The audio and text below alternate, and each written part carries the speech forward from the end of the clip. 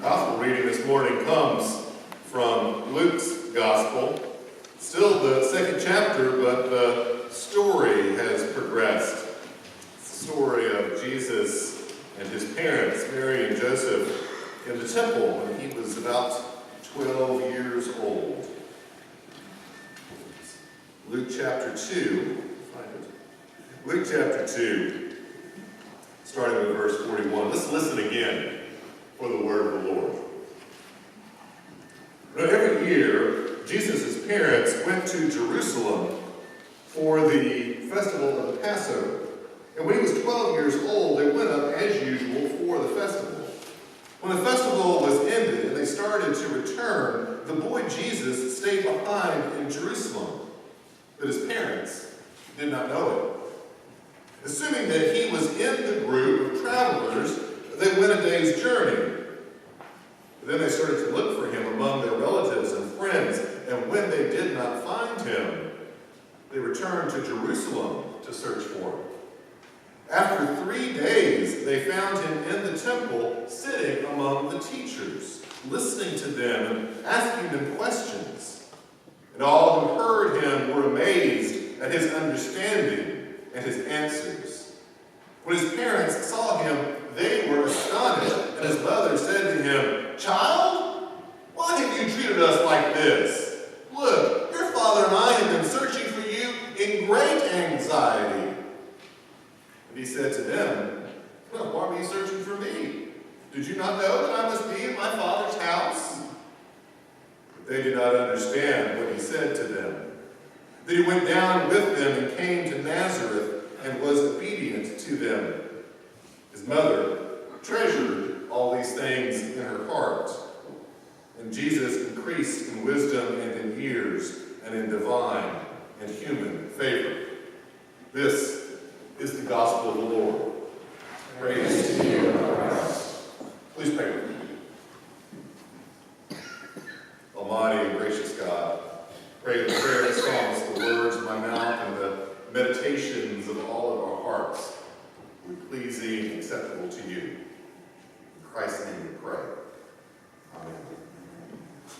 Well, it turns out this morning, this first Sunday of Christmas, right when we are eager to pack away the Christmas tree and the decorations and get all the wrapping paper out to the curb for the garbage man to pick up, we are hearing this story, this unusual and unique story.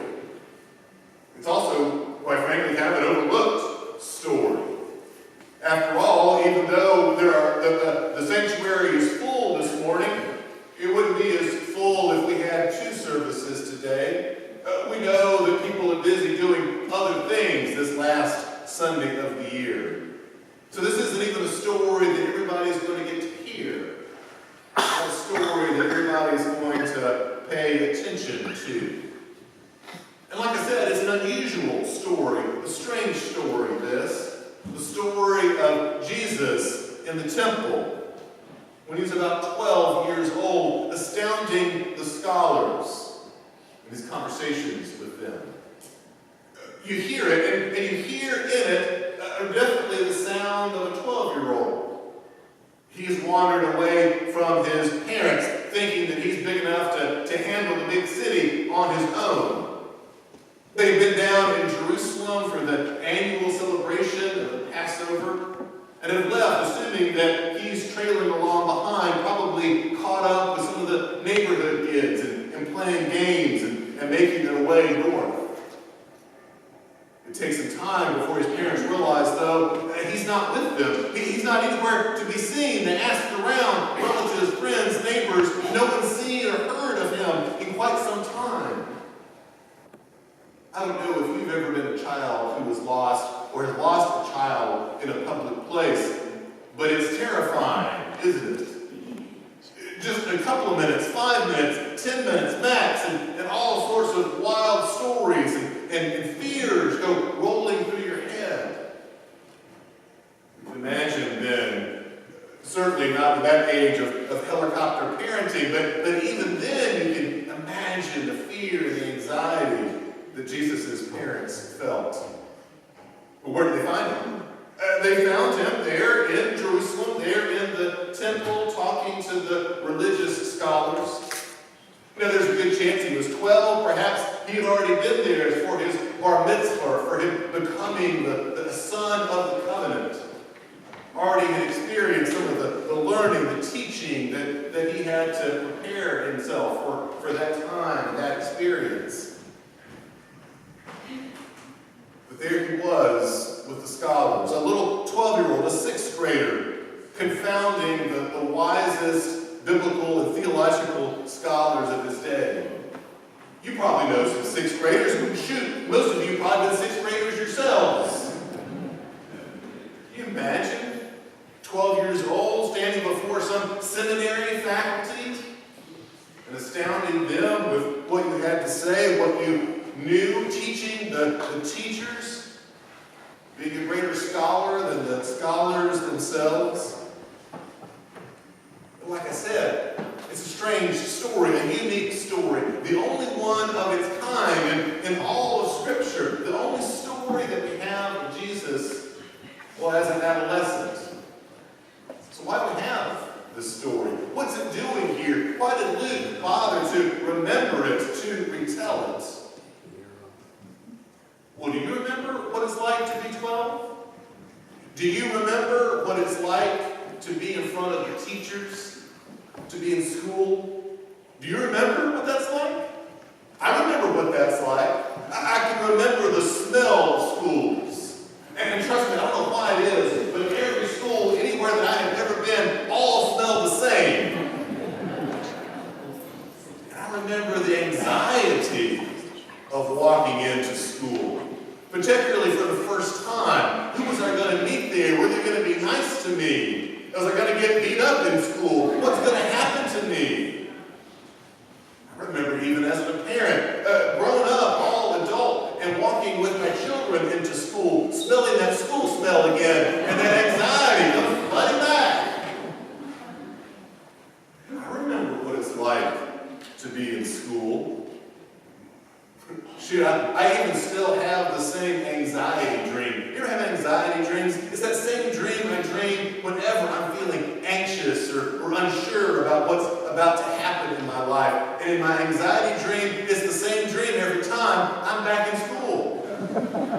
I'm back in school and it's time for a test. And I haven't studied, I haven't read, and then all of a sudden the test is put down in front of me and I have no clue.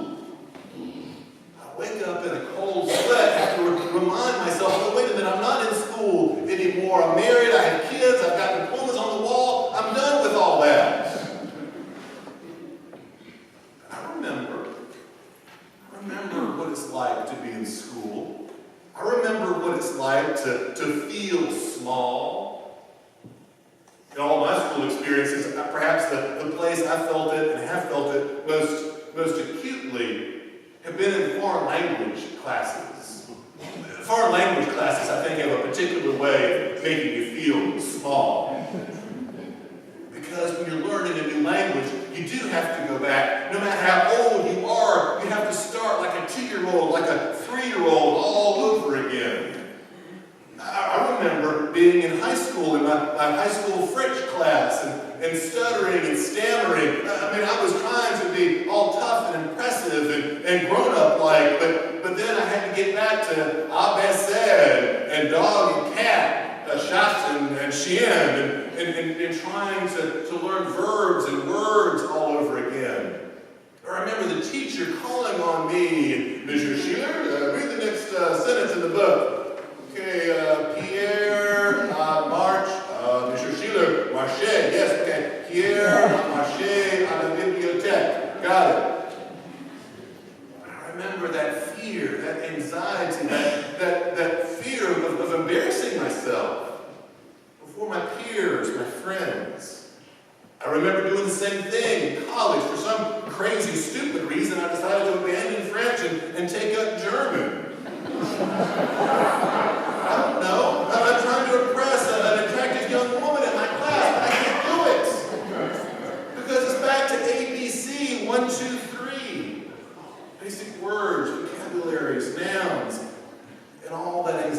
reality comes flooding back. Shoot, then I go to seminary. I got to learn Greek and Hebrew. And not only do I have to learn the names of letters, I have to even learn the letters. You don't even recognize the letters anymore. My Old Testament professor calling on me, Mr. Shelor, translate 1 Samuel chapter 2, verse 13, and I'm in a cold sweat again. Panic again. Feeling small again. You know, as we grow older, we try to put on a good act, to be adult-like, to be mature and in control, and to think that we have things together. To be in school is to remind us how small we are. A teacher sends a note home. Thomas is too dumb to learn. School is a waste for him. Sent home to Thomas Alva Edison. As a way of making us feel small again. The judgments that we get in school, quite frankly, are some of the hardest, most critical judgments any of us will ever receive. School has a way of making us feel the smallest. If you've ever felt like that, and I suggest you probably have, most of you, well, this story of little 12-year-old 6th grade Jesus there in the temple, astounding the authorities, well, this story is for you. Here at Christmas, in this Christmas season, we talk about the incarnation. In fact, we've just read about it, heard about it, with angels singing and magi walking, and all the great news that we heard. Unto you was born this day in the city of David, Emmanuel, God with us. It's the biblical expression of a concept that we in the church have developed, understanding that this one that we follow, Jesus, well, that we understand him to be both fully human and fully divine. That's what the incarnation means. That we believe as followers of Jesus that Jesus was fully human and also at the same time fully divine. What in the world does that mean? I mean, does that mean, I don't think it does, that somehow Jesus is some sort of demigod, that he's half human and half God? That he can control the weather and yet has a pretty nasty temper? No, that's not what we're talking about. And it's not that Jesus gets to be God on certain days, like Tuesdays and Thursdays and Saturdays, and the other days of the week he's human. No, that's not what we mean. And it's not that he's God and just appears human, like he's putting on some sort of act for us, or that he's really human and we just think and fool ourselves into thinking he's God. That's not what we mean either. So what do we mean? What do we mean by incarnation? What do we mean by God with us? What do we mean when we say that Jesus is fully human and fully God? As far as the human part it means, I think it means that Jesus actually was 12 once. The story that we have about Jesus at 12, well, that reminds us that yes, he was human. Now, you may be aware there are other stories outside the Bible that talk about Jesus' childhood. They're crazy, fanciful sorts of stories. The ones who compiled the New Testament decided they were too fanciful and, quite frankly, probably not true to include. No, they wanted to remember human stories, real earthly stories. The story of Jesus when he was 12, acting, quite frankly, like a 12-year-old. Wandering off from his parents, not bothering to tell them where he was. And then, quite frankly, if you're willing to accept it, maybe a little smart alecky when he replies to his parents. Well, where did you think I would be? I would be in my father's house, which to me, I will say, rings a little bit like a stepchild or adopted child saying, you know, you're not really my dad. He sounds like a 12-year-old. He sounds human. In fact, did you hear those words at the end of the second chapter? He went on from there to grow, to increase in wisdom and years, to grow in human favor, to grow even in divine favor. Jesus did not pop out of Mary's womb fully developed as the Messiah. He didn't have it all in his head. He didn't have it all in his life. He had to grow, mature, develop. He was fully human. He knew what it was like to be small, to be 12. He knew what it was like to sit in class and to be quizzed and questioned. He knew what it was like for all of us, because all of us, at some point in our lives, we get to be small. It may be a teacher in the classroom that's quizzing us. It may be a loved one who's saying, well, your life is falling apart. Now what are you going to do? It may be the doctor saying, well, I'm sorry, ma'am, sir, to report that you have cancer. What do you want to do from here? I don't know when it is or how it is, but there are times the questions come.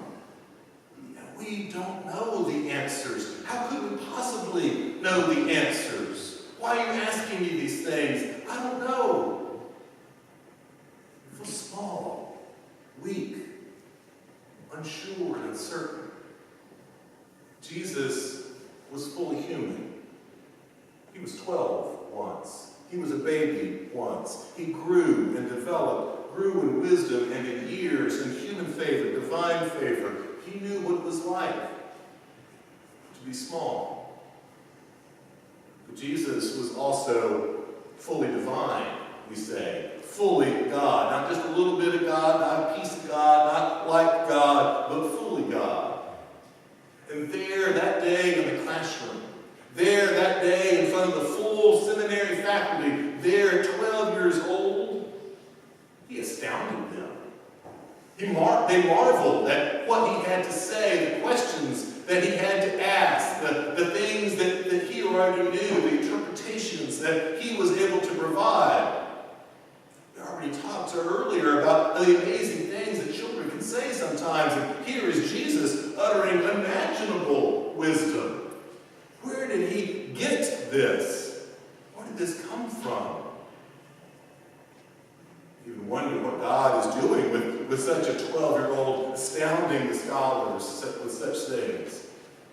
You may wonder until you remember, like I remembered this week, something that is written in the epistles about how through Jesus God used what was foolish to shame the wise, what was weak to shame the strong.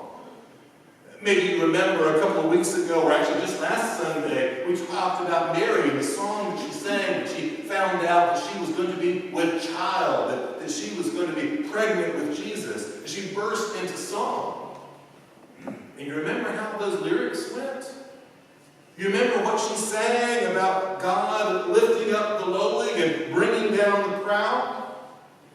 About lifting up the poor and bringing down the rich, and turning the whole world upside down? Do you remember Mary singing those words? We hear those words. Those same words, that same tune, that same lyric, played out right before our eyes. Little Jesus, 12 years old, 6th grader, astounding. Astounding the people who thought they had it all figured out. Who thought they were the learned ones, who thought they were the wise ones. They had all sorts of parchment on the wall to prove how smart they were. And here's this kid turning it all upside down. Jesus was fully human, but he was fully divine. And later, Jesus returned to his disciples, to us, now a fully grown man, this rabbi, this teacher, teaching them, teaching us, and he warned them. He said, you know, they're going to turn you over to all sorts of kings and courts and scholars, all the people who seem to be in power and certainly will remind you of that. And they're going to test you, they're going to question you, they're going to force an answer out of you. And Jesus said, don't be afraid. Don't be afraid, because the Holy Spirit will tell you what to say. I'll tell you what to say, because I've been there too. I've been small like you. I've had those same questions put at me. And just as the sort of thing they say to you, just the sort of people that I love to amaze. In the name of the Father, and the Son, and the Holy Spirit.